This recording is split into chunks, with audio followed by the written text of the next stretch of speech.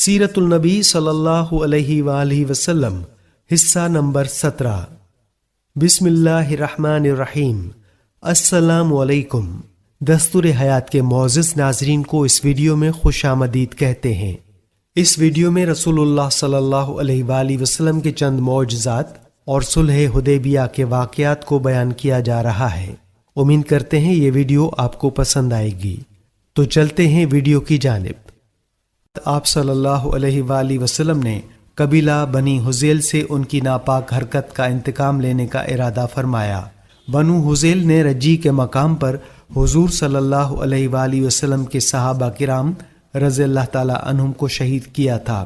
یہ لوگ خود آپ صلی اللہ علیہ وآلہ وسلم کی خدمت میں حاضر ہوئے تھے اور درخواست کی تھی کہ ان کے علاقے میں اسلام کی تعلیم کے لیے کچھ حضرات کو بھیج دیا جائے۔ چنانچہ حضور اکرم صلی اللہ علیہ وآلہ وسلم نے اپنے 10 صحابہ رضی اللہ تعالی عنہم کو ان کے ساتھ روانہ فرمایا۔ ان لوگوں نے انہیں دھوکے سے شہید کر دیا۔ آپ صلی اللہ علیہ وآلہ وسلم کو ان صحابہ کرام رضی اللہ تعالی عنہم کی مظلومانہ شہادت کا بے حد رنج تھا۔ چنانچہ ان لوگوں کو سزا دینے کا فیصلہ فرمایا اور صحابہ رضی اللہ تعالی عنہم کو تیاری کا حکم فرمایا۔ پھر لشکر کو لے کر روانہ ہوئے۔ بظاہر تو شام کی طرف کوچ کیا تھا، مگر اصل مقصد بنو حذیل کے خلاف کاروائی تھی۔ منزل کو اس لیے خفیہ رکھا گیا تاکہ دشمنوں کو جاسوسوں کے ذریعے پہلے سے معلوم نہ ہو اور مسلمان ان ظالموں پر بے خبری میں جا پڑیں۔ مدینہ منورہ میں حضور اکرم صلی اللہ علیہ وآلہ وسلم نے اپنا قائم مقام حضرت عبداللہ ابن ام مکتوم کو مقرر فرمایا۔ اس غزوے میں آپ صلی اللہ علیہ وآلہ وسلم کے ساتھ کافی تعداد میں صحابہ رضی اللہ تعالی عنہم تھے۔ ان میں سے 20 گھوڑوں پر سوار تھے۔ پہلے حضور اکرم صلی اللہ علیہ وآلہ وسلم اس مقام پر پہنچے جہاں صحابہ کرام رضی اللہ تعالی عنہم کو شہید کیا گیا تھا۔ آپ صلی اللہ علیہ وآلہ وسلم نے وہاں ان کے لیے مغفرت اور رحمت کی دعا کی۔ ادھر کسی طرح بنو حذیل کو پتہ چل گیا کہ مسلمان ان پر حملہ کرنے کے لیے آ رہے ہیں۔ وہ ڈر کے مارے پہاڑوں میں جا چھپے۔ جب حضور اکرم صلی اللہ علیہ وآلہ وسلم کو ان کے فرار کا پتہ چلا تو صحابہ کرام رضی اللہ تعالی عنہم کو مختلف سمتوں میں روانہ فرمایا، لیکن ان کا کوئی آدمی نہ مل سکا۔ آخر حضور اکرم صلی اللہ علیہ وآلہ وسلم واپس روانہ ہوئے۔ اس غزوے کو غزوہ بنی لہیان کہا جاتا ہے۔ راستے میں حضور اقدس صلی اللہ علیہ وآلہ وسلم ابوا کے مقام سے گزرے۔ یہاں حضور اکرم صلی اللہ علیہ وآلہ وسلم کی والدہ کو دفن کیا گیا تھا۔ آپ صلی اللہ علیہ وآلہ وسلم نے ادھر ادھر نظریں دوڑائیں تو اپنی والدہ کی قبر نظر آ گئی۔ آپ صلی اللہ علیہ وآلہ وسلم نے وضو کیا اور 2 رکعت نماز ادا کی۔ پھر حضور اکرم صلی اللہ علیہ وآلہ وسلم روئے۔ آپ صلی اللہ علیہ وآلہ وسلم کو روتے دیکھ کر صحابہ کرام رضی اللہ تعالی عنہم بھی رو پڑے۔ حضور اکرم صلی اللہ علیہ وآلہ وسلم مدینہ پہنچے۔ ابھی چند راتیں ہی گزری تھیں کہ خبر ملی عینیہ ابن حسین نے کچھ سواروں کے ساتھ مل کر حضور اکرم صلی اللہ علیہ وآلہ وسلم کی چراگاہ پر چھاپا مارا۔ اس چراگاہ میں حضور صلی اللہ علیہ وآلہ وسلم کے تقریباً 20 اونٹ تھے۔ اونٹوں کی حفاظت کے لیے اس وقت چراگاہ میں ایک شخص موجود تھے۔ وہ حضرت ابو ذر غفاری رضی اللہ تعالی عنہ کے بیٹے تھے اور حضرت ابو ذر رضی اللہ تعالی عنہ کی بیوی بھی وہاں تھیں۔ ان حملہ آوروں نے حضرت ابو ذر رضی اللہ تعالی عنہ کے بیٹے کو قتل کر دیا۔ اس واقعے کا سب سے پہلے حضرت سلمہ بن عقو رضی اللہ تعالی عنہ کو پتہ چلا۔ وہ اپنی کمان اٹھائے صبح چراگاہ کی طرف جا رہے تھے۔ ان کے ساتھ ان کا غلام بھی تھا۔ وہ ان کا گھوڑا لے کر آیا تھا اور لگام سے پکڑ کر اسے ہنکا رہا تھا۔ راستے میں ان کی ملاقات حضرت عبد الرحمن بن عوف رضی اللہ تعالی عنہ کے غلام سے ہوئی۔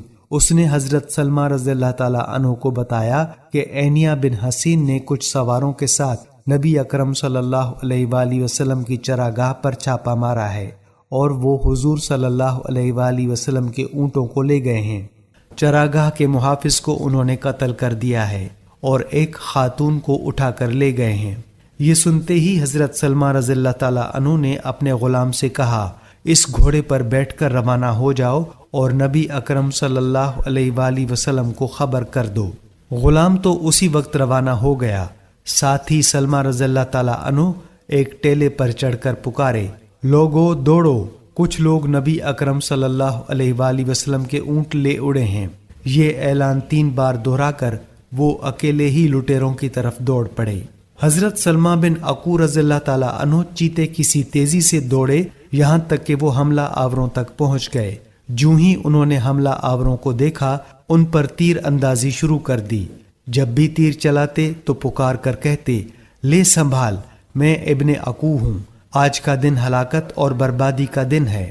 جب دشمن اپنے گھوڑے موڑ کر ان کی طرف رخ کرتے تو یہ اپنی جگہ سے ہٹ کر کسی دوسری جگہ پہنچ جاتے اور وہاں سے تیر اندازی شروع کر دیتے۔ یہ مسلسل اسی طرح کرتے رہے، دشمن کے پیچھے لگے رہے، دشمن ان کے تیروں کا شکار ہوتا چلا گیا۔ خود حضرت سلمہ بن عقو رضی اللہ تعالیٰ عنہ کہتے ہیں، میں بھاگ کر ان میں سے کسی کے سر پر پہنچ جاتا، اس کے پیر میں تیر مارتا، وہ اس سے زخمی ہو جاتا، لیکن جب ان میں سے کوئی پیچھے مڑتا تو میں کسی درخت کے پیچھے چھپ جاتا اور پھر اس جگہ سے تیر اندازی کر کے حملہ آور کو زخمی کر دیتا، یہاں تک کہ وہ میرے سامنے سے بھاگ جاتا۔ اور جب دشمن کسی پہاڑی درے میں پہنچ کر خود کو محفوظ سمجھنے لگتا تو میں پہاڑ کے اوپر پہنچ کر ان پر تیر برسانے لگتا یا پتھر ان پر گرانے لگتا۔ میری اس تیر اندازی اور پتھروں کی بارش سے وہ بری طرح تنگ آ گئے، یہاں تک کہ میرے تیروں کی بارش نے انہیں بھاگنے پر مجبور کر دیا۔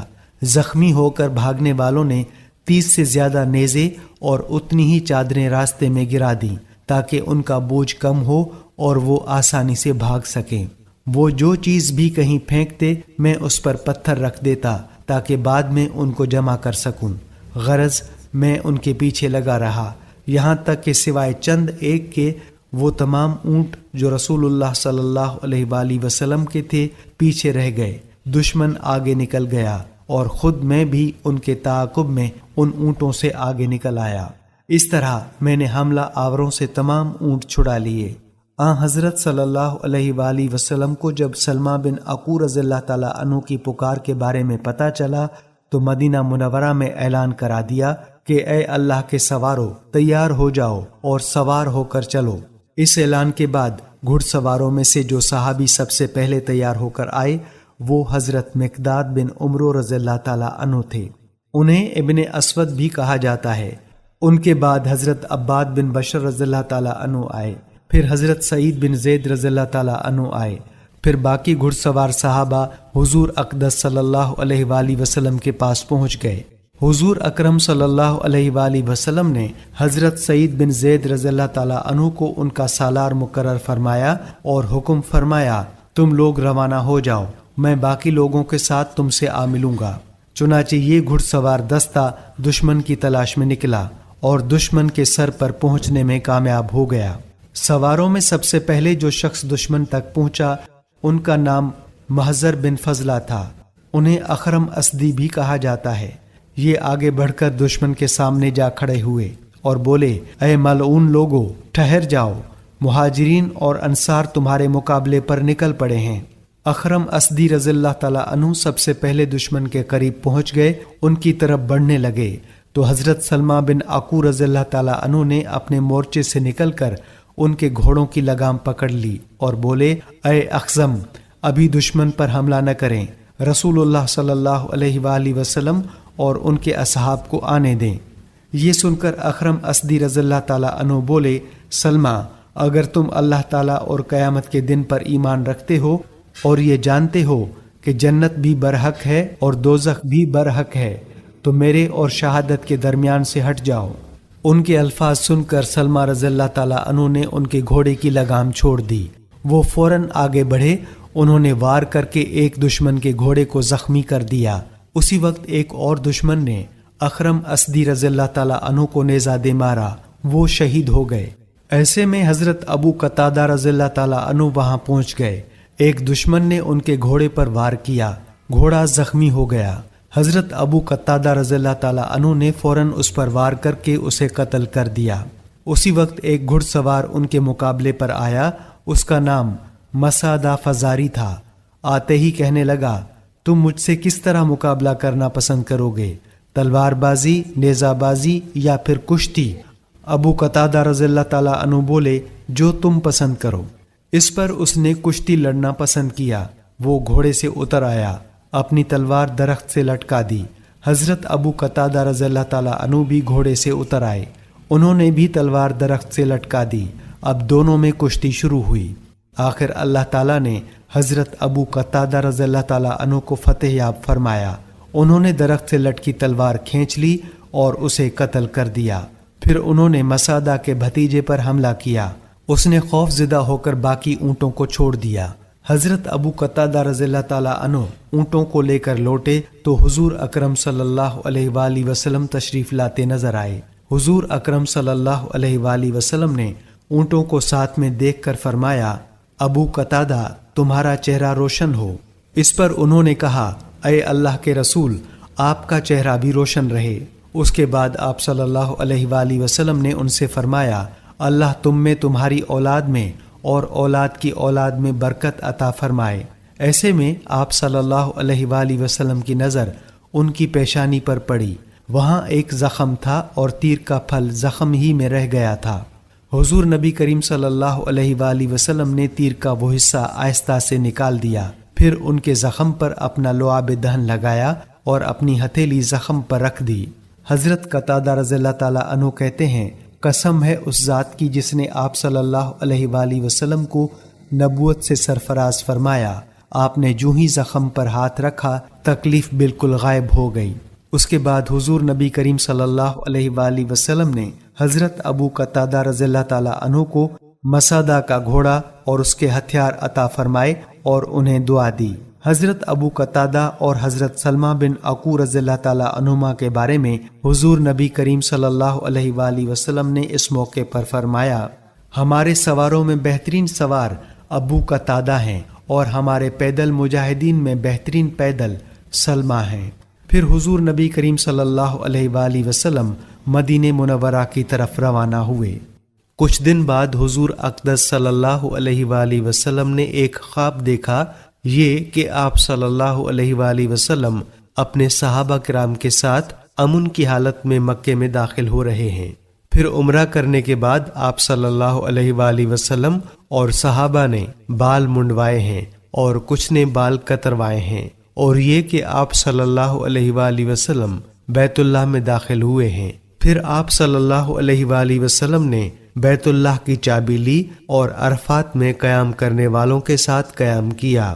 نیز آپ صلی اللہ علیہ وآلہ وسلم نے اور صحابہ نے بیت اللہ کا طواف کیا۔ حضور اکرم صلی اللہ علیہ وآلہ وسلم نے اپنا یہ خواب صحابہ کرام کو سنایا، سب اس بشارت سے بہت خوش ہوئے۔ پھر آپ صلی اللہ علیہ وآلہ وسلم نے صحابہ رضی اللہ تعالیٰ عنہم سے ارشاد فرمایا، میرا ارادہ عمرے کا ہے۔ یہ سننے کے بعد سب نے سفر کی تیاریاں شروع کر دیں۔ آخر ایک روز حضور اکرم صلی اللہ علیہ وآلہ وسلم عمرے کے لیے مدینہ منورہ سے روانہ ہوئے۔ عمرے کا اعلان آپ صلی اللہ علیہ وآلہ وسلم نے پہلے ہی کرا دیا تھا تاکہ لوگ اس قافلے کو حاجیوں کا قافلہ ہی خیال کریں اور مکے کے لوگ اور آس پاس کے لوگ جنگ کرنے کے لیے نہ اٹھ کھڑے ہوں۔ مشرکوں اور دوسرے دشمنوں کو پہلے ہی معلوم ہو جائے کہ آپ صلی اللہ علیہ وآلہ وسلم عمرے کی نیت سے آ رہے ہیں، کوئی اور نیت نہیں ہے۔ حضور اکرم صلی اللہ علیہ وآلہ وسلم نے ذوالحلیفہ کے مقام پر احرام باندھا، پہلے مسجد میں 2 رکعت نماز ادا کی، پھر مسجد سے ہی اونٹنی پر سوار ہوئے۔ اکثر صحابہ کرام رضی اللہ تعالی عنہم نے یہیں سے احرام باندھا۔ حضور اکرم صلی اللہ علیہ وآلہ وسلم اس سفر پر ذی-قعدہ کے مہینے میں روانہ ہوئے تھے۔ قافلے کے ساتھ قربانی کے جانور بھی تھے۔ ذوالحلیفہ کے مقام پر آپ صلی اللہ علیہ وآلہ وسلم نے ظہر کی نماز ادا فرمائی، جانوروں پر جھولیں ڈالیں تاکہ جان لیا جائے کہ یہ قربانی کے ہیں۔ ان کے کوہانوں پر نشان لگایا، یہ نشان زخم لگا کر ڈالا جاتا ہے۔ اس سفر میں آپ صلی اللہ علیہ وآلہ وسلم کے ساتھ 1400 صحابہ کرام رضی اللہ تعالی عنہم تھے۔ چونکہ حضور اکرم صلی اللہ علیہ وآلہ وسلم عمرے کی نیت سے روانہ ہوئے تھے، اس لیے آپ صلی اللہ علیہ وآلہ وسلم کے اور صحابہ کے پاس سوائے تلواروں کے اور کوئی ہتھیار نہیں تھا۔ سفر کے دوران ایک مقام پر پانی ختم ہو گیا۔ صحابہ کرام رضی اللہ تعالیٰ عنہم حضور اکرم صلی اللہ علیہ وآلہ وسلم کے پاس آئے۔ اس وقت آپ صلی اللہ علیہ وآلہ وسلم کے سامنے پانی کا ایک برتن تھا۔ آپ صلی اللہ علیہ وآلہ وسلم اس سے وضو فرما رہے تھے۔ آپ صلی اللہ علیہ وآلہ وسلم نے ان سے پوچھا کیا بات ہے؟ صحابہ نے بتایا آپ کے پاس اس برتن میں جو پانی ہے، اس پانی کے علاوہ پورے لشکر میں کسی کے پاس اور پانی نہیں ہے۔ یہ سن کر آپ صلی اللہ علیہ وآلہ وسلم نے پانی کے برتن میں اپنا ہاتھ مبارک رکھ دیا۔ جو ہی آپ صلی اللہ علیہ وآلہ وسلم نے ہاتھ مبارک پانی میں رکھا، آپ صلی اللہ علیہ وآلہ وسلم کی انگلیوں سے پانی اس طرح نکلنے لگا جیسے برتن میں چشمے پھوٹ پڑے ہوں۔ ایک صحابی کا بیان ہے کہ میں نے آپ صلی اللہ علیہ وآلہ وسلم کی انگلیوں سے پانی کے فوارے نکلتے دیکھے۔ حضرت موسیٰ علیہ السلام کے لیے ایک پتھر سے پانی کا چشمہ پھوٹ نکلا تھا، لیکن یہاں نبی کریم صلی اللہ علیہ وآلہ وسلم کی انگلیوں سے پانی جاری ہو گیا تھا۔ علماء کرام فرماتے ہیں کہ یہ واقعہ موسیٰ علیہ السلام والے واقعے سے کہیں زیادہ حیرت ناک ہے، کیونکہ چشمے پہاڑوں چٹانوں ہی سے نکلتے ہیں، لہذا پتھر سے پانی کا چشمہ جاری ہونا اتنی عجیب بات نہیں جتنا کہ حضور اکرم صلی اللہ علیہ وآلہ وسلم کی مبارک انگلیوں سے پانی جاری ہونا عجیب ہے۔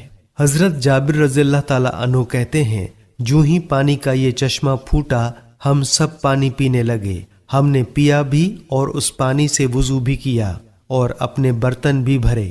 اگر ہم اس وقت 1,00,000 بھی ہوتے تو بھی پانی ہمارے لیے کافی ہو جاتا، جبکہ اس وقت ہماری تعداد 1400 تھی۔ مسلمانوں کا قافلہ اسفان کے مقام پر پہنچا تو نبی کریم صلی اللہ علیہ وآلہ وسلم کے پاس بشر بن سفیان انکی رضی اللہ تعالیٰ عنہ آئے۔ آپ صلی اللہ علیہ وآلہ وسلم نے پہلے ہی انہیں جاسوس بنا کر مکے کی طرف روانہ کر دیا تھا، کیونکہ آپ صلی اللہ علیہ وآلہ وسلم کی نیت اگرچہ صرف عمرے کی تھی، لیکن قریش کے بارے میں اطلاعات رکھنا ضروری تھا۔ بشر رضی اللہ تعالیٰ عنہ نے آ کر بتایا، اے اللہ کے رسول، قریش کو اطلاعات مل چکی ہیں کہ آپ مدینہ منورہ سے روانہ ہو چکے ہیں۔ دیہاتوں میں جو ان کے اطاعت گزار لوگ ہیں، قریش نے ان سے بھی مدد طلب کی ہے۔ بنی ثقیف بھی ان کی مدد کرنے پر آمادہ ہیں اور ان کے ساتھ عورتیں اور بچے بھی ہیں۔ وہ لوگ مکے سے نکل کر ذی طوا کے مقام تک آ گئے ہیں۔ انہوں نے ایک دوسرے سے یہ عہد کیا ہے کہ آپ کو مکے میں داخل نہیں ہونے دیں گے۔ دوسرے یہ کہ خالد بن ولید جو اس وقت تک مسلمان نہیں ہوئے تھے، گھڑ سوار دستہ لیے کرائے غمیم کے مقام تک آ گئے ہیں۔ ان کے دستے میں 200 سوار ہیں اور وہ آپ کے خلاف صف بندی کر چکے ہیں۔ یہ اطلاعات ملنے پر آپ صلی اللہ علیہ وآلہ وسلم نے حضرت عباد بن بشر رضی اللہ تعالیٰ عنہ کو حکم فرمایا کہ وہ مسلمان گھڑ سواروں کے ساتھ آگے بڑھیں۔ یہ آگے بڑھے اور حضرت خالد بن ولید کے دستے کے سامنے پہنچ گئے۔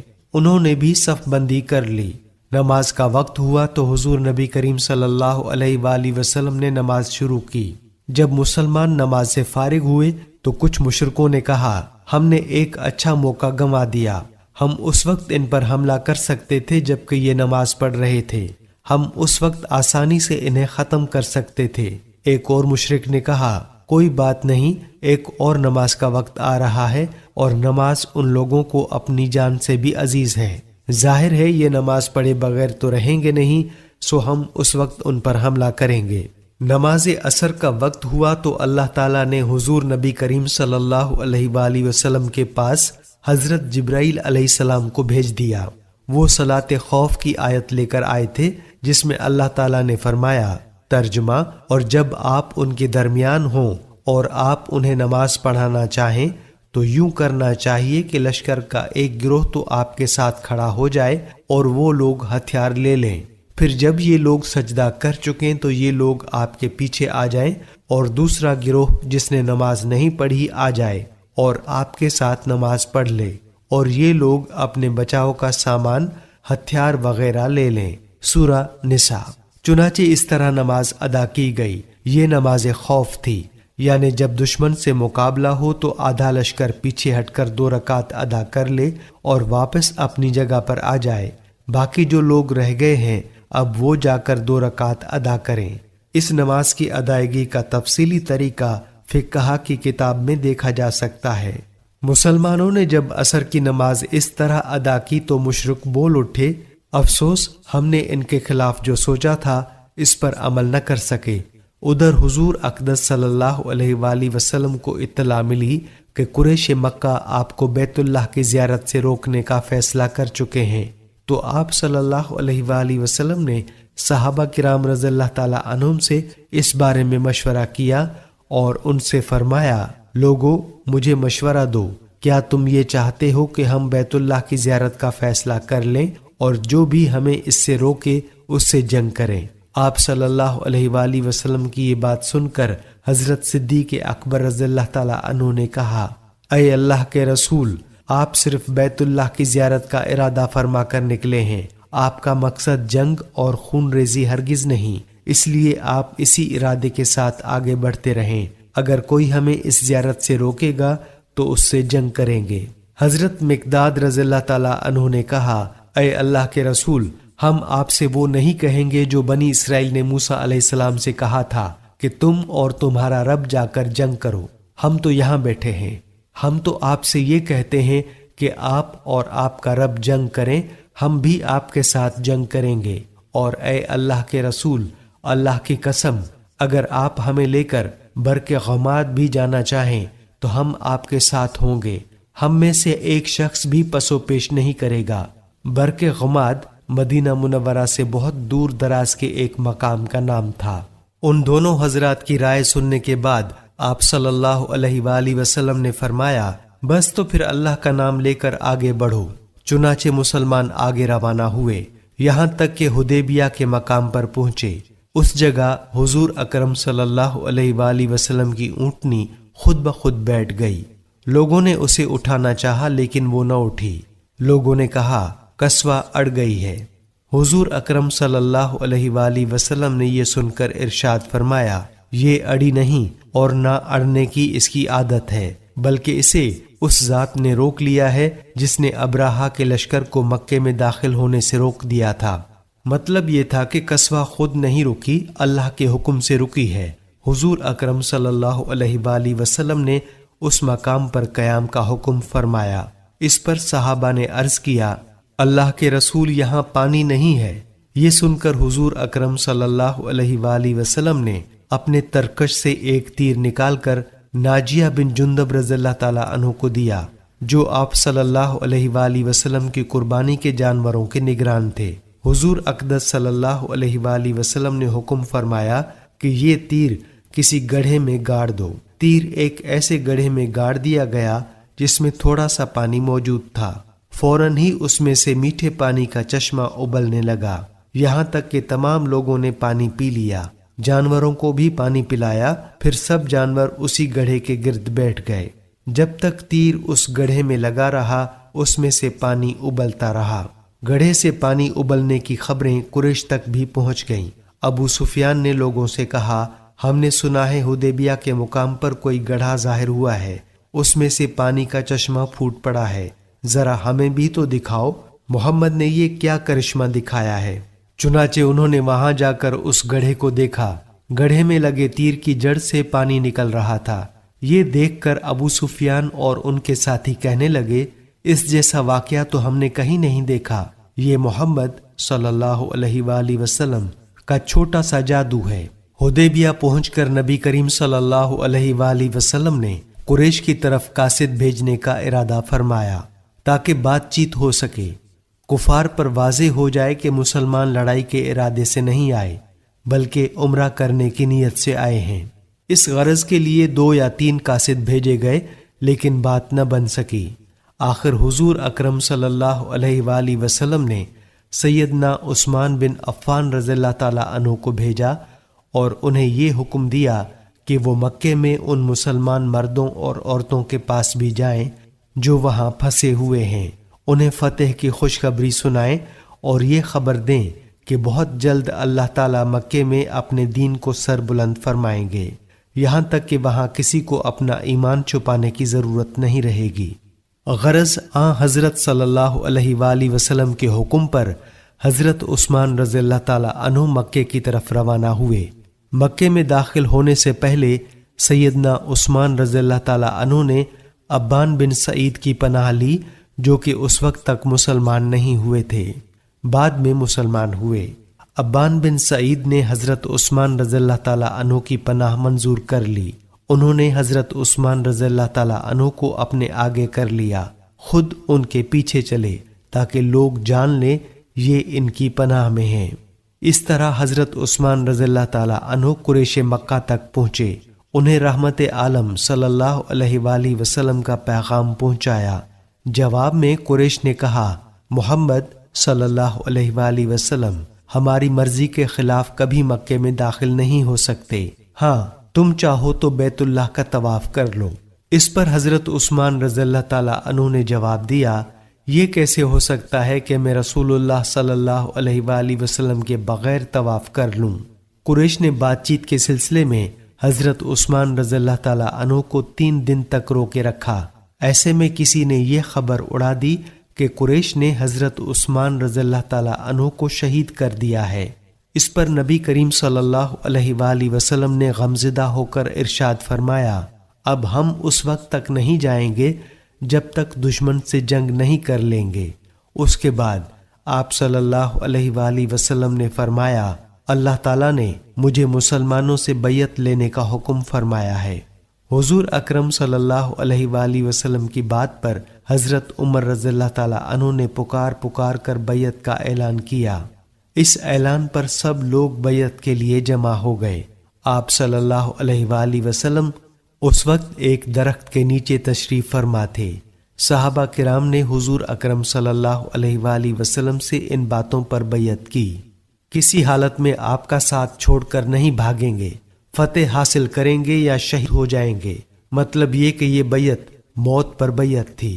اس بیعت کی خاص بات یہ تھی کہ آپ صلی اللہ علیہ وآلہ وسلم نے حضرت عثمان رضی اللہ تعالی عنہ کی طرف سے خود بیعت کی اور اپنا دایاں ہاتھ اپنے بائیں ہاتھ پر رکھ کر فرمایا، اے اللہ، یہ بیعت عثمان کی طرف سے ہے، کیونکہ وہ تیرے اور تیرے رسول کے کام سے گئے ہوئے ہیں، اس لیے ان کی طرف سے میں خود بیعت کرتا ہوں۔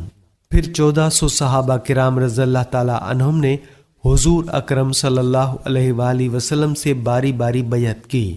بعد میں حضور اقدس صلی اللہ علیہ وآلہ وسلم کو اللہ تعالیٰ کی طرف سے یہ اطلاع مل گئی کہ حضرت عثمان رضی اللہ تعالی عنہ کو شہید نہیں کیا گیا، وہ زندہ سلامت ہیں۔ آپ صلی اللہ علیہ وآلہ وسلم نے اس موقع پر اعلان فرمایا، اللہ تعالیٰ نے ان لوگوں کی مغفرت کر دی جو غزوہ بدر اور حدیبیہ میں شریک تھے۔ اس بیعت کا ذکر اللہ تعالیٰ نے قرآن کریم میں ان الفاظ میں کیا، اے پیغمبر، جب مومن آپ سے درخت کے نیچے بیعت کر رہے تھے تو اللہ تعالیٰ ان سے راضی ہوا، اور جو سچائی اور خلوص ان کے دلوں میں تھا اس نے وہ معلوم کر لیا، تو ان پر تسلی نازل فرمائی اور انہیں جلد فتح عنایت کی۔ سورہ الفتح آیت نمبر 10۔ ادھر قریش کو جب موت کی اس بیعت کا پتہ چلا تو وہ خوف زدہ ہو گئے۔ ان کے عقل مند لوگوں نے مشورہ دیا کہ صلح کر لینا مناسب ہوگا، اور صلح اس شرط پر کر لی جائے کہ مسلمان اس سال تو واپس لوٹ جائیں، آئندہ سال آ جائیں اور 3 دن تک مکے میں ٹھہر کر عمرہ کر لیں۔ جب یہ مشورہ طے پا گیا تو انہوں نے بات چیت کے لیے سہیل بن عمرو کو بھیجا۔ اس کے ساتھ 2 آدمی اور تھے۔ سہیل آپ کے سامنے پہنچ کر گھٹنوں کے بل بیٹھ گیا۔ بات چیت شروع ہوئی۔ سہیل نے بہت لمبی بات کی۔ آخر صلح کی بات چیت طے ہو گئی۔ دونوں فریق اس بات پر راضی تھے کہ خون ریزی نہیں ہونی چاہیے بلکہ صلح کر لی جائے۔ صلح کی بعض شرائط بظاہر بہت سخت تھیں۔ اس معاہدے میں یہ شرائط لکھی گئیں: 1. 10 سال تک آپس میں کوئی جنگ نہیں کی جائے گی۔ 2. جو مسلمان اپنے ولی اور سرپرست کی اجازت کے بغیر مکے سے بھاگ کر رسول اللہ صلی اللہ علیہ وآلہ وسلم کے پاس آئے گا، اللہ کے رسول اسے واپس بھیجنے کے پابند ہوں گے، چاہے وہ مرد ہو یا عورت۔ یہ شرط ظاہر میں مسلمانوں کے لیے بہت سخت تھی، لیکن بعد میں ثابت ہوا کہ یہ شرط بھی دراصل مسلمانوں کے حق میں تھی، کیونکہ اس طرح بیت اللہ مسلمانوں سے آباد رہا اور دین کا کام جاری رہا۔ 3. کوئی شخص جو حضرت صلی اللہ علیہ وآلہ وسلم کا ساتھی رہا ہو اور وہ بھاگ کر قریش کے پاس آ جائے تو قریش اسے واپس نہیں کریں گے۔ چوتھا، کوئی شخص یا کوئی خاندان یا کوئی قبیلہ اگر مسلمانوں کا حلیف یعنی معاہدہ بردار بننا چاہے تو بن سکتا ہے، اور جو شخص یا خاندان یا قبیلہ قریش کا حلیف بننا چاہے تو وہ ان کا حلیف بن سکتا ہے۔ پانچواں، مسلمانوں کو اس سال عمرہ کیے بغیر واپس جانا ہوگا، البتہ آئندہ سال 3 دن کے لیے قریش مکے کو خالی کر دیں گے، لہٰذا مسلمان یہاں غیر مسلح حالت میں آ کر ٹھہر سکتے ہیں اور عمرہ کر سکتے ہیں۔ یہ شرائط بظاہر قریش کے حق میں اور مسلمانوں کے خلاف تھیں، اس لیے صحابہ کرام کو ناگوار بھی گزری، یہاں تک کہ حضرت عمر رضی اللہ تعالیٰ عنہ نے بھی ناگواری محسوس کی۔ وہ سیدھے حضرت ابو بکر صدیق رضی اللہ تعالیٰ عنہ کے پاس آئے اور بولے، ابو بکر، کیا حضور صلی اللہ علیہ وآلہ وسلم اللہ کے رسول نہیں ہیں؟ حضرت صدیق اکبر رضی اللہ تعالیٰ عنہ نے فرمایا، بے شک حضور اقدس صلی اللہ علیہ وآلہ وسلم اللہ کے رسول ہیں۔ اس پر فاروق اعظم بولے، کیا ہم مسلمان نہیں ہیں؟ ابو بکر صدیق رضی اللہ تعالیٰ عنہ نے فرمایا، بالکل ہم مسلمان ہیں۔ حضرت عمر رضی اللہ تعالیٰ عنہ نے کہا، کیا وہ لوگ مشرک نہیں ہیں؟ ابو بکر صدیق رضی اللہ تعالیٰ عنہ بولے، ہاں بے شک وہ مشرک ہیں۔ اب حضرت عمر رضی اللہ تعالیٰ عنہ نے فرمایا، تب پھر ہم ایسی شرائط کیوں قبول کریں جن سے مسلمان نیچے ہوتے ہیں؟ اس وقت حضرت ابو بکر صدیق رضی اللہ تعالیٰ عنہ نے بہت ہی خوب جواب دیا، فرمایا، اے عمر، وہ اللہ کے رسول ہیں، ان کے احکامات اور فیصلوں پر سر جھکاؤ، اللہ تعالیٰ ان کی مدد کرتا ہے۔ یہ سنتے ہی حضرت عمر رضی اللہ تعالیٰ عنہ فوراً بولے، میں گواہی دیتا ہوں کہ حضرت صلی اللہ علیہ وآلہ وسلم اللہ کے رسول ہیں۔ اس کے بعد حضرت عمر رضی اللہ تعالیٰ عنہ آپ صلی اللہ علیہ وآلہ وسلم کی خدمت میں حاضر ہوئے اور اسی قسم کے سوالات کیے۔ حضور صلی اللہ علیہ وآلہ وسلم نے ان کی باتوں کے جواب میں جو الفاظ فرمائے وہ بالکل وہی تھے جو حضرت ابو بکر صدیق فرما چکے تھے۔ حضور صلی اللہ علیہ وآلہ وسلم نے فرمایا، میں اللہ کا بندہ اور رسول ہوں، میں کسی حالت میں بھی اللہ کے حکم کی خلاف ورزی نہیں کر سکتا، وہی میرا مددگار ہے۔ اسی وقت حضرت ابو عبیدہ رضی اللہ تعالیٰ عنہ بول اٹھے، اے عمر، جو کچھ رسول اللہ صلی اللہ علیہ وآلہ وسلم فرما رہے ہیں کیا تم اس کو سن نہیں رہے ہو؟ ہم شیطان مردود سے اللہ کی پناہ مانگتے ہیں۔ تب حضرت عمر رضی اللہ تعالیٰ عنہ بھی بولے، میں شیطان مردود سے اللہ کی پناہ مانگتا ہوں۔ نبی اکرم صلی اللہ علیہ وآلہ وسلم نے یہ بھی ارشاد فرمایا، اے عمر، میں تو ان شرائط پر راضی ہوں اور تم انکار کر رہے ہو۔ چنانچہ حضرت عمر رضی اللہ تعالیٰ عنہ فرمایا کرتے تھے، میں نے اس وقت جو باتیں کی تھیں اگرچہ وہ اس تمنا میں تھیں کہ اس معاملے میں خیر اور بہتری ظاہر ہو، مگر اس وقت کی گفتگو کے خوف سے میں اس کے بعد ہمیشہ روزے رکھتا رہا، صدقات دیتا رہا، نمازیں پڑھتا رہا اور غلام آزاد کرتا رہا۔ پھر اس صلح کی تحریر لکھی گئی۔ آپ صلی اللہ علیہ وآلہ وسلم نے حضرت اوس بن خولہ رضی اللہ تعالیٰ عنہ کو حکم دیا کہ وہ یہ معاہدہ لکھیں۔ اس پر سہیل بن عمرو نے کہا، یہ معاہدہ علی لکھیں گے یا پھر عثمان؟ حضور صلی اللہ علیہ وآلہ وسلم نے حضرت علی رضی اللہ تعالیٰ عنہ کو معاہدہ لکھنے کا حکم فرمایا اور فرمایا، لکھو بسم اللہ الرحمن الرحیم۔ اس پر سہیل بن عمرو نے پھر اعتراض کیا، میں رحمان اور رحیم کو نہیں مانتا، آپ یوں لکھوائیں، بسمک اللہم، یعنی شروع کرتا ہوں اے اللہ تیرے نام سے۔ حضور اکرم صلی اللہ علیہ وآلہ وسلم نے حضرت علی رضی اللہ تعالیٰ عنہ سے فرمایا، اسی طرح لکھ دو۔ انہوں نے لکھ دیا تو حضور اکرم صلی اللہ علیہ وآلہ وسلم نے فرمایا، محمد رسول اللہ نے ان شرائط پر سہیل بن عمرو سے صلح کی۔ حضرت علی رضی اللہ تعالیٰ عنہ لکھنے لگے، لیکن سہیل بن عمرو نے پھر اعتراض کیا، اگر میں یہ شہادت دے چکا ہوتا کہ آپ اللہ کے رسول ہیں تو پھر نہ تو آپ کو بیت اللہ سے روکا جاتا نہ آپ سے جنگ ہوتی، اس لیے یوں لکھیے، محمد ابن عبداللہ۔ اس وقت تک حضرت علی رضی اللہ تعالیٰ عنہ حضور اکرم صلی اللہ علیہ وآلہ وسلم کے ارشاد کے مطابق وہ عبارت لکھ چکے تھے، اس لیے آپ صلی اللہ علیہ وآلہ وسلم نے ان سے فرمایا اس کو مٹا دو، یعنی لفظ رسول اللہ کو مٹا دو۔ حضرت علی رضی اللہ تعالی عنہ نے عرض کیا میں تو کبھی نہیں مٹا سکتا۔ اس پر رسول اللہ صلی اللہ علیہ وآلہ وسلم نے ان سے فرمایا مجھے دکھاؤ یہ لفظ کس جگہ لکھا ہے۔ حضرت علی رضی اللہ تعالی عنہ نے لفظ آپ صلی اللہ علیہ وآلہ وسلم کو دکھایا۔ حضور اقدس صلی اللہ علیہ وآلہ وسلم نے خود اپنے دست مبارک سے اسے مٹا دیا۔ اس کے بعد حضرت علی رضی اللہ تعالی عنہ کو لکھنے کا حکم فرمایا، لکھو یہ وہ سمجھوتا ہے جس پر محمد بن عبداللہ نے سہیل بن عمرو کے ساتھ صلح کی۔ اس کے بعد حضور اقدس صلی اللہ علیہ وآلہ وسلم نے فرمایا اللہ کی قسم میں اللہ کا رسول ہوں، چاہے تم مجھے جھٹلاتے رہو اور میں ہی محمد بن عبداللہ ہوں۔ یہ معاہدہ ابھی لکھا جا رہا تھا کہ اچانک ایک مسلمان حضرت ابو جندل ابن سہیل رضی اللہ تعالی عنہ اپنی بیڑیوں کو کھینچتے وہاں تک آ پہنچے۔ مشرکوں نے انہیں قید میں ڈال رکھا تھا۔ ان کا جرم یہ تھا کہ اسلام کیوں قبول کیا، اسلام چھوڑ دو یا پھر قید میں رہو۔ یہ ابو جندل رضی اللہ تعالی عنہ اسی سہیل بن عمرو کے بیٹے تھے جو معاہدہ طے کر رہا تھا۔ یہ کسی طرح قید سے نکل کر وہاں تک آ گئے تھے تاکہ اس ظلم سے نجات مل جائے۔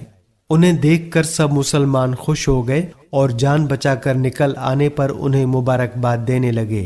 ادھر جوں ہی سہیل نے اپنے بیٹے کو دیکھا تو یکدم کھڑا ہوا اور ایک زناٹے دار تھپڑ ان کے منہ پر دے مارا۔ یہ بھی روایت آئی ہے کہ اس نے انہیں چھڑی سے مارا پیٹا۔ مسلمان ان کی یہ حالت دیکھ کر رو پڑے۔ اب سہیل نے انہیں گریبان سے پکڑ لیا اور نبی کریم صلی اللہ علیہ وآلہ وسلم سے بولا اے محمد یہ پہلا مسلمان ہے جو ہم لوگوں کے پاس سے یہاں آ گیا ہے، اس معاہدے کے تحت آپ اسے واپس کریں کیونکہ یہ معاہدہ لکھا جا چکا ہے۔ اس کی بات سن کر حضور اکرم صلی اللہ علیہ وآلہ وسلم نے فرمایا ٹھیک ہے لے جاؤ۔ اس پر ابو جندل رضی اللہ تعالی عنہ بے قرار ہو کر بولے کیا آپ مجھے پھر ان مشرکوں کے ساتھ واپس بھیج دیں گے؟ اسلام لانے کی وجہ سے حضرت ابو جندل رضی اللہ تعالی عنہ پر بہت ظلم ڈھائے گئے تھے، لہٰذا اس صورتحال پر سب لوگ بری طرح بے چین ہو گئے۔ اس موقع پر رسول اللہ صلی اللہ علیہ وآلہ وسلم نے ان سے فرمایا ابو جندل صبر اور ضبط سے کام لو، اللہ تعالیٰ تمہارے لیے اور تم جیسے اور مسلمانوں کے لیے کشادگی اور سہولت پیدا فرمانے والا ہے۔ ہم قریش سے ایک معاہدہ کر چکے ہیں، اس معاہدے کی روح سے ہم تمہیں واپس بھیجنے کے پابند ہیں۔ ہم نے انہیں اللہ کے نام پر عہد دیا ہے، لہٰذا اس کی خلاف ورزی ہم نہیں کریں گے۔ مسلمانوں کی آنکھوں میں آنسو آ گئے، وہ بے تاب ہو گئے۔ حضرت عمر رضی اللہ تعالیٰ عنہ جیسے شخص بھی رو پڑے، لیکن معاہدے کی وجہ سے سب مجبور تھے۔ اس طرح ابو جندل رضی اللہ تعالیٰ عنہ کو واپس بھیج دیا گیا۔ ابو جندل رضی اللہ تعالیٰ عنہ کا اصل نام آس تھا، ابو جندل ان کی کنیت تھی۔ ان کے ایک بھائی عبداللہ بن سہیل تھے جو کہ ان سے بھی پہلے مسلمان ہو چکے تھے۔ عبداللہ بن سہیل رضی اللہ تعالیٰ عنہ اسی طرح مسلمان ہوئے تھے کہ مشرکوں کے ساتھ بدر کے درمیان میں مسلمانوں سے لڑنے کے لیے آئے تھے، لیکن بدر کے میدان میں آتے ہی یہ کافروں کا ساتھ چھوڑ کر مسلمانوں کی صفوں میں شامل ہو گئے تھے۔ اس معاہدے کے بعد بنو خزاعہ کے لوگ حضرت صلی اللہ علیہ وآلہ وسلم کے ساتھ دوست قبیلے کی حیثیت سے شامل ہو گئے، یعنی مسلمانوں کے حلیف بن گئے۔ معاہدہ لکھا جا چکا تو دونوں کی طرف سے اہم لوگوں نے اس پر بطور گواہ دستخط کیے۔ معاہدے سے فارغ ہو کر حضور اکرم صلی اللہ علیہ وآلہ وسلم نے سر منڈوائے اور قربانی کرنے کا حکم دیا، بلکہ پہلے آپ صلی اللہ علیہ وآلہ وسلم نے سر منڈوایا اور قربانی کی، پھر تمام مسلمانوں نے بھی ایسا کیا۔ پھر جب مسلمان اس مقام سے واپس روانہ ہوئے تو حضرت صلی اللہ علیہ وآلہ وسلم پر سورہ فتح نازل ہوئی۔ اللہ تعالیٰ نے اس سورہ میں یہ خوشخبری سنائی کہ بے شک آپ کو ایک کھلی فتح دے دی گئی ہے اور اللہ کی نعمت آپ پر تمام ہونے والی ہے۔ سفر کے دوران ایک مقام پر خوراک ختم ہو گئی۔ صحابہ کرام رضی اللہ تعالی عنہم نے یہ بات آپ صلی اللہ علیہ وآلہ وسلم کو بتائی۔ حضور اقدس صلی اللہ علیہ وآلہ وسلم نے ایک چادر بچھانے کا حکم فرمایا، پھر حکم فرمایا کہ جس کے پاس جو بچا کچا کھانا ہو اس چادر پر ڈال دے۔ صحابہ کرام رضی اللہ تعالیٰ عنہم نے ایسا ہی کیا۔ آپ صلی اللہ علیہ وآلہ وسلم نے دعا فرمائی، پھر سب کو حکم دیا اس چادر سے اپنے اپنے برتن بھر لیں۔ چنانچہ سب نے برتن بھر لیے، خوب سیر ہو کر کھایا، لیکن کھانا جوں کا توں بچا رہا۔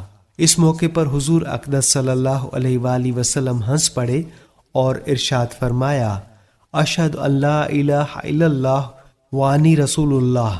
اللہ کی قسم، ان دو گواہیوں کے ساتھ جو شخص بھی اللہ تعالیٰ کے سامنے حاضر ہوگا دوزخ سے محفوظ رہے گا۔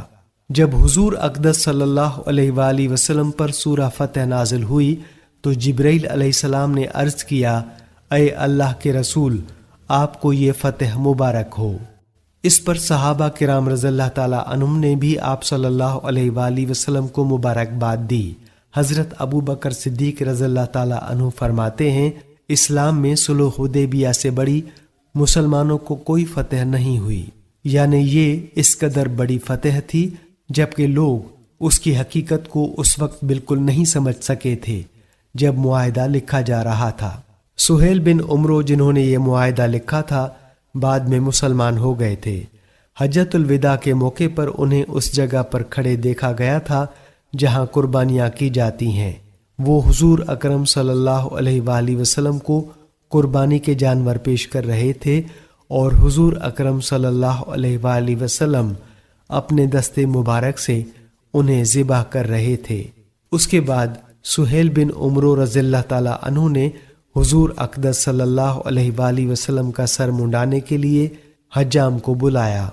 اس وقت یہ منظر دیکھا گیا کہ حضور اقدس صلی اللہ علیہ وآلہ وسلم کا جو بال بھی گرتا تھا سہیل بن عمرو اسے اپنی آنکھوں سے لگاتے تھے۔ اندازہ لگائیے کہ ان میں کس قدر زبردست تبدیلی آ چکی تھی۔ صلح حدیبیہ کے موقع پر وہ رسول اللہ کا لفظ لکھے جانے پر طیش میں آ گئے تھے اور اب حضور اقدس صلی اللہ علیہ وآلہ وسلم کے بالوں کو آنکھوں سے لگا رہے تھے۔ اسی سال 6 ہجری میں شراب حرام ہوئی۔ حکم آنے پر لوگوں نے شراب کے مٹکے توڑ دیے اور شراب بارش کے پانی کی طرح نالیوں میں بہتی نظر آئی۔ سیرت النبی صلی اللہ علیہ وآلہ وسلم کا سلسلہ ابھی جاری ہے۔ ابھی آپ سیرت النبی صلی اللہ علیہ وآلہ وسلم کی سیریز کا حصہ نمبر 17 ملاحظہ فرما رہے تھے۔ امید کرتے ہیں یہ ویڈیو آپ کو ضرور پسند آئی ہوگی۔ اسے اپنے دوستوں کے ساتھ زیادہ سے زیادہ شیئر کریں، لائک کریں۔ دستور حیات پیج کو فالو نہیں کیا ہے تو فالو کر لیں۔ دستور حیات یوٹیوب چینل کو سبسکرائب کر لیں تاکہ اس طرح کی مزید اصلاحی، اسلامی، تاریخی اور دلچسپ ویڈیوز آپ تک پہنچتی رہیں۔ اب ہمیں اجازت دیجیے۔ اللہ حافظ۔